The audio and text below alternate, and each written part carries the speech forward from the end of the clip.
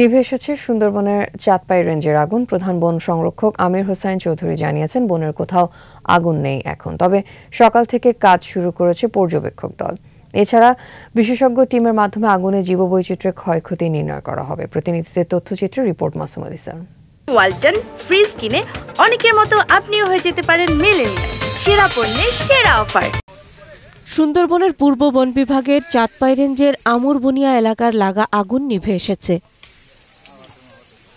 এর আগে রোববার সন্ধ্যায় ফায়ার সার্ভিস, বন বিভাগ, নৌ ও বিমান বাহিনীর 24 ঘন্টার চেষ্টায় আগুন নিয়ন্ত্রণে আসে। সরেজমিনে পরিদর্শন শেষে রোববার রাতে সুন্দরবন পশ্চিম বন বিভাগের সম্মেলন কক্ষে প্রেস ব্রিফিংয়ে প্রধান বন রক্ষক জানান, সুন্দরবনে বর্তমানে কোথাও আগুন নেই। পর্যবেক্ষণের জন্য কাজ করছে একটি টিম। প্রধান বনরক্ষক আরও জানান, আগুনে ক্ষতিগ্রস্ত জীববৈচিত্র্যের পরিমাণ নির্ণয়ে বিশেষজ্ঞ টিম গঠন করা হয়েছে। আগামী 10 কার্যদিবসের মধ্যে সুপারিশ সহ প্রতিবেদন দাখিল করবে এই টিম।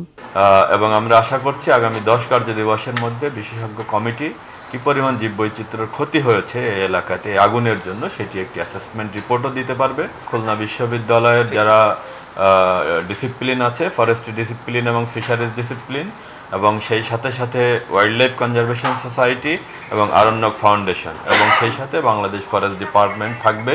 এর আগে শনিবার দুপুরে সুন্দরবনের বাগেরহাটের পূর্ব বন বিভাগের চাঁদপাই রেঞ্জের আমুরবুনিয়া এলাকায় আগুন লাগে। আগুন ছড়িয়ে পড়ে 2 কিলোমিটার এলাকা জুড়ে। মাসুম আলিসা, 21 টেলিভিশন।